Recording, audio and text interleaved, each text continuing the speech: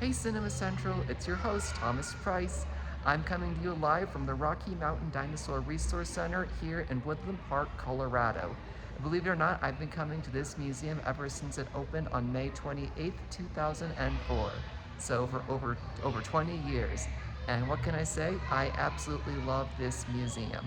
And just dinosaurs in general. And so I thought, in honor of this place and also in celebration of both the life of the late Sam Neill, who we lost last month, and also the upcoming release of the movie The House at the End of Oak Street, I would do a review from this location on one of the best dinosaur movies ever, Jurassic Park.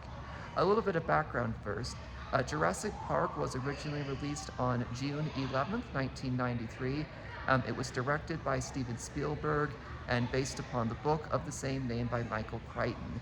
The film stars Sam Neill, Laura Dern, Jeff Goldblum, Richard Attenborough, Ariana Richards, Joseph Mazzello, Martin Ferrero, B.D. Wong, Samuel L. Jackson, and Wayne Knight, and of course some incredible dinosaurs, including Triceratops, which the skull right behind me, which is a Torosaurus, was a relative of, along with Velociraptor, Tyrannosaurus Rex, and Brachiosaurus, and Dilophosaurus. Jurassic Park also features an incredible score by the great John Williams, as well as incredible both practical and digital effects created by Stan Winston. Jurassic Park was a massive critical and financial success when it was first released in 1993. In fact, it was not only the top grossing film released that year, but also one of the top films of the year. Not so surprisingly, at the 1994 Academy Awards, it went on to win several, specifically for achievement in visual effects and sound mixing as well. The film received two theatrical sequels, including The Lost World Jurassic Park in 1997 and Jurassic Park 3 in 2001. After that, the franchise sat dormant for a while, and then in 2015, a new franchise titled Jurassic World was released, with films released in 2015, 2018, and 2022.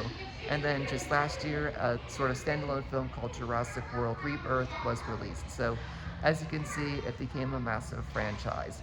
But here is a summary of the film's plot. Jurassic Park largely centers on paleontologist Dr. Alan Grant, along with his assistant, Dr. Ellie Sattler, a paleobotanist, both of whom are invited to Isla Nublar, a private island located off the western side of Costa Rica, by Scottish millionaire John Hammond, who reveals that he is opening a new theme park called Jurassic Park, which is going to be home to genetically recreated dinosaurs, which Hammond reveals were brought to life through carefully preserved dinosaur DNA, as well as the DNA of frogs. However, the visit takes a really scary turn when a hurricane strikes the island, the park loses its power, and the dinosaurs ultimately break free. So it goes from what's supposed to be a fun, relaxing tour to a fight for survival.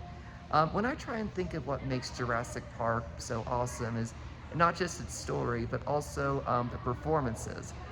Sam Neill himself, of course, was, in my opinion, a perfect choice for Dr. Alan Grant.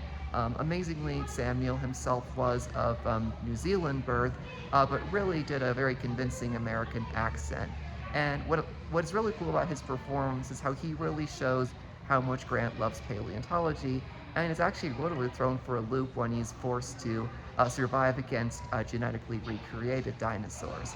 And of course, Laura Dern does a phenomenal job as Ellie Sattler, showing she's not the typical damsel in distress, but rather a strong, fierce, and very brave woman who literally does anything she can to protect those that she loves. And of course, you also have the amazing Jeff Goldblum as Dr. Ian Malcolm. Amazingly, Goldblum himself could, as I've noticed, can play characters who are both funny and sarcastic and even dramatic, and he is probably, honestly, one of the best performers in the film because his character, Ian Malcolm, has the right mindset that tampering with life can have really negative consequences. And of course, you had the late Richard Attenborough brilliantly playing John Hammond, who actually coincidentally is a lot different than his book counterpart, in that, unlike his book counterpart, who's much more obsessed with money and the park's fame and success, is a lot more caring, fatherly, and even grandfatherly towards everyone else. And of course, Jurassic Park also features some really amazing, and I mean truly amazing, dinosaurs that were brought to life through both computer generated imagery as well as animatronics. I think probably one of the best dinosaurs in the film, of course, would have to be the Tyrannosaurus Rex, because when you look at that, I mean, you can definitely see a really good use of both computers and mechanics. And of course, the T Rex definitely is the one people remember. The velociraptors, of course, are absolutely just terrifyingly brilliant. And of course, well, their design is now deemed scientifically inaccurate, but people still remember them for that reason. And of course, Jurassic Park also has a wonderful musical score by John Williams. It's hard to picture anyone else but him composing the score. The moment you hear it, you never forget it. Jurassic Park was also filmed in some really amazing locations, most notably Hawaii on the island of Maui. You can actually visit the ranch where it was filmed today. Unfortunately, you won't see any of the animatronic dinosaurs, but you will see some fake dinosaur skulls. I personally have not been there, but I know people who have and have absolutely loved it. Overall, though, when I think of what makes Jurassic Park so amazing, it's just the fact that it really shows people that dinosaurs are far more than just fossils. They were once living creatures who, still exist in our hearts and imaginations. And I'm really glad to see that over 30 years later, people still absolutely love it. Anyway, thanks so much for tuning into this video. I will be back again with some more videos soon. This is your host for Cinema Central, Thomas Price, and it's been a real pleasure.